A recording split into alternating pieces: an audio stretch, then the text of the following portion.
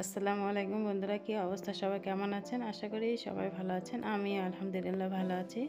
এখানে আমি নিরামিষ আলু দিয়ে ব্রোকলি একটা সবজি রেসিপি করব। তো কিভাবে রেসিপিটা আমি তৈরি করব সেটাই আপনাদের মাঝে শেয়ার করতে চলে আসলাম। তো বন্ধুরা, ভিডিওটা না টেনে সম্পূর্ণ দেখতে থাকুন। আমি এই রেসিপিটা কিভাবে করেছি। প্রথমে আমি এদিকে সব কিছু রেডি করে নিয়েছি। দেখেন, ব্রোকলিগুলো আমি কেটে নিয়েছি ঠিক এরকম সাইজ করে। মাঝখানতে টমাটি আছে, সেগুলো একটু মাঝে মাঝে চিড়ে দিয়েছি। দেখেন, ঠিক এভাবে আমি চিড়ে দিয়েছি, তাহলে সিদ্ধটা তাড়াতাড়ি হবে। এদিকে আলু আর কাঁচা টমেটো নিয়ে নিয়েছি, ডুমো ডুমো করে কেটে নিয়েছি। কাঁচা লঙ্কা কুচি করে নিয়েছি। এদিকে আদা বাটা আর জিরে বাটা নিয়ে নিয়েছি, ধনিয়া পাতা নিয়েছি।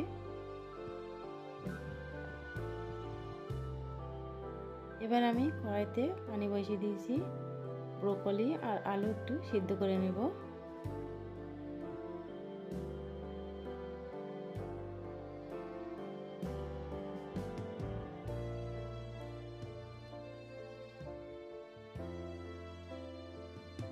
আলুগুলো দিয়ে দিচ্ছি।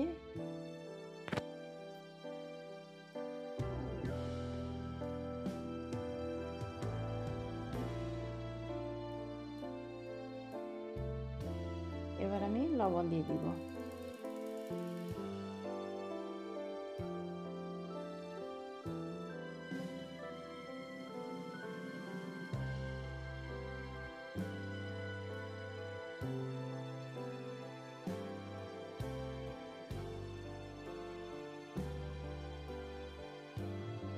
এবার আমি ব্রোকলিগুলো তুলে নেব।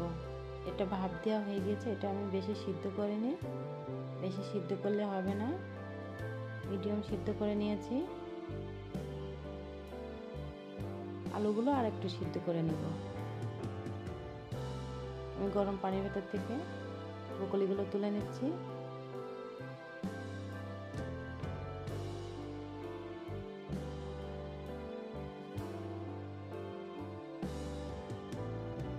বন্ধুরা, ভিডিওটা দেখতে দেখতে যদি কোনো জায়গায় ভালো লেগে থাকে তাহলে সাবস্ক্রাইব করে আমার পাশে থেকে যেতে পারে। আর যারা এখনও লাইক দিতে ভুলে গিয়েছেন, ভিডিওটা দেখছেন, একটা লাইক দিয়ে দিবেন। আমি আলুগুলো আর একটু সিদ্ধ করতে দিচ্ছি। তো এদিকে আলুটা সিদ্ধ হোক। আমি আরেকটা প্যান নিয়ে নিয়েছি, ফ্রাই প্যান। তো এতে আমি তেল দিয়ে দিব, সরিষার তেল দিয়ে দিচ্ছি।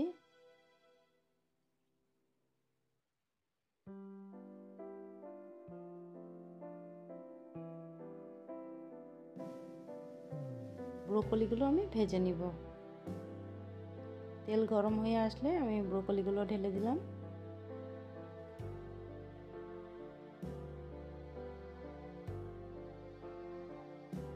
একটু নেড়ে চেড়ে আমি ব্রোকলিগুলো ভেজে নিচ্ছি।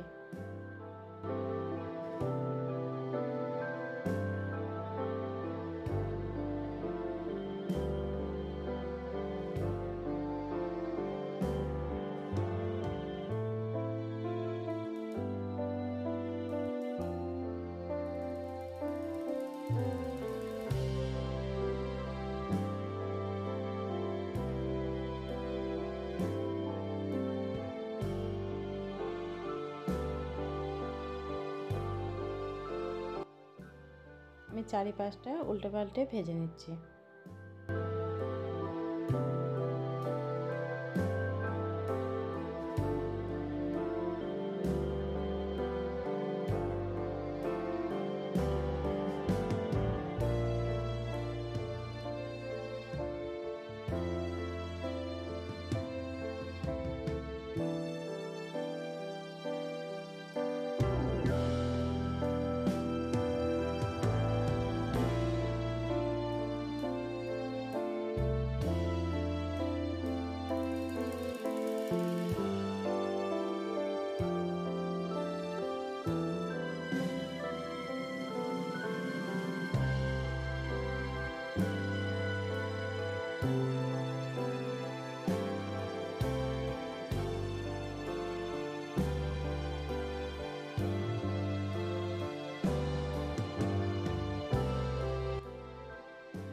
ভাজা হয়ে গিয়েছে, আমি তুলে নিচ্ছি। সেই প্যানে আমি আরেকটু তেল দিয়ে আমি আলুগুলো ভেজে নিচ্ছি। আমি সরাসরি গরম পানির মধ্যে থেকে ছেঁকে আমি আলুগুলো তুলে নিয়ে দিয়ে দিচ্ছি।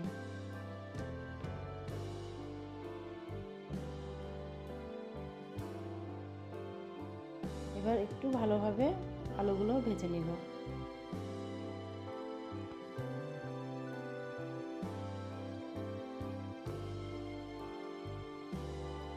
আলুগুলো ভাজা হয়ে গিয়েছে, আমি এবার আলুগুলো তুলে নিচ্ছি। সেই প্যানে আমি আরেকটু তেল দিয়ে গোটা শুকনো লঙ্কা দিয়ে দিলাম, একটু মাঝখানতে ভেঙে দিয়েছি। গোটা জিরে দিয়ে দিলাম, তেজপাতা দিলাম ছিঁড়ে দুটো। এবার আমি বেটে রাখা জিরে দিয়ে দিলাম, বেটে রাখা আদা দিয়ে দিলাম। একটু নেড়ে চেড়ে দিচ্ছি, মশলাটা যাতে পুড়ে না যায় সেই কারণে আমি সামান্য পানি দিচ্ছি।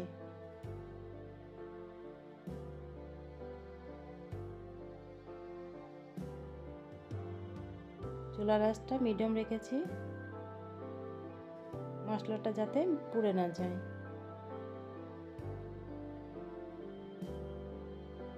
এবার আমি শুকনো উপকরণগুলো দিয়ে দিব।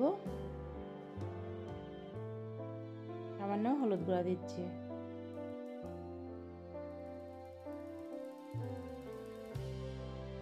লঙ্কা গুঁড়ো দিচ্ছি,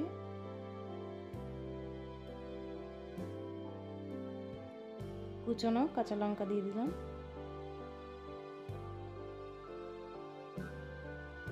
স্বাদ মতো লবণ দিচ্ছি। লবণটা স্বাদ মতন বুঝে দিব। আমি সিদ্ধ করার সময় লবণ দিয়েছিলাম, সেভাবে আমি লবণটা দিয়ে দিয়েছি। এবার আমি ধনিয়া পাতা দিয়ে দিলাম, এবার নেড়ে চেড়ে দিব।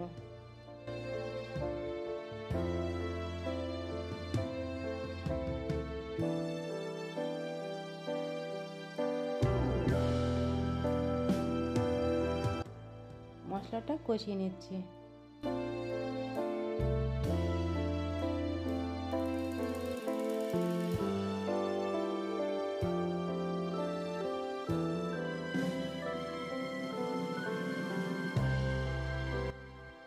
মশলার থেকে তেল আমার ছেড়ে দিয়েছে, দেখেন বন্ধুরা।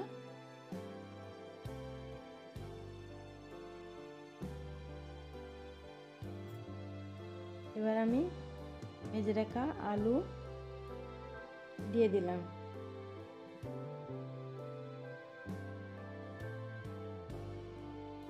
কাঁচা টমেটো কেটে রেখেছিলাম ডুমো ডুমো করে, সেটা দিয়ে দিলাম।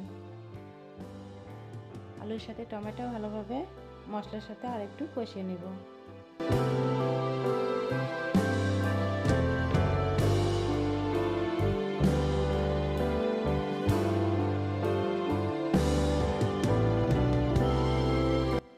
সামান্য পানি দিয়ে দিচ্ছি।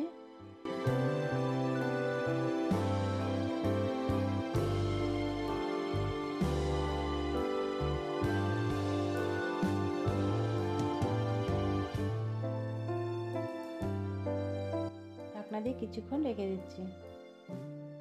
কিছুক্ষণ পর ফিরে আসলাম।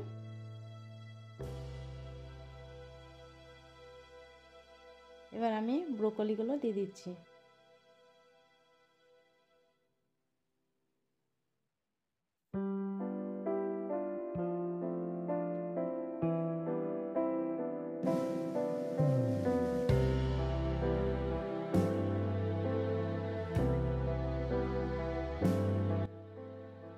এইভাবে একবার হলেও বাড়িতে ব্রোকলি রান্না করে খেয়ে দেখবেন, অনেক টেস্টি এবং অনেক মজা হবে খেতে। এবার আমি পানি দিয়ে দিচ্ছি আরেকটু।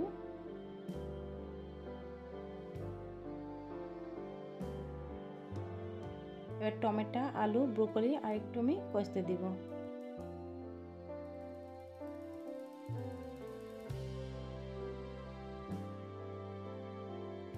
ঢাকনা দিয়ে আমি 5 মিনিট মতন রান্না করে নেব।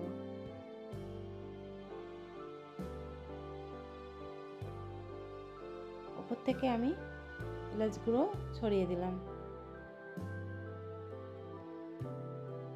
একটু নেড়ে চেড়ে দিচ্ছি।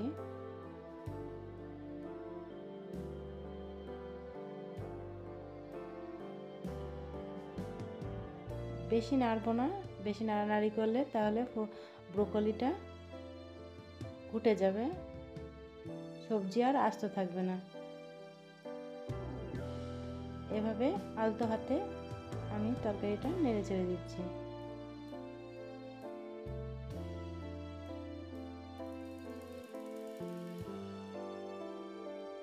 হয়ে এসেছে, আমি নামিয়ে নিয়েছি।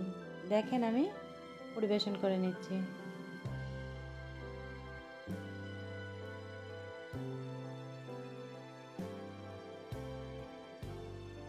কত সহজে কাঁচা টমেটো দিয়ে আলু ব্রোকলির একটা রেসিপি তৈরি হয়ে গেল। দেখেন বন্ধুরা, খেতে কিন্তু দুর্দান্ত হয়েছিল। বাড়িতে একবার হলেও ট্রাই করে দেখবেন। আমার এই রেসিপিটা আপনাদের কাছে কেমন লেগেছে কমেন্ট করে জানাবেন। ভালো লেগে থাকলে সাবস্ক্রাইব করে আমার পাশে থাকবেন। সবাই ভালো থাকবেন, সুস্থ থাকবেন, আবারও দেখা হচ্ছে।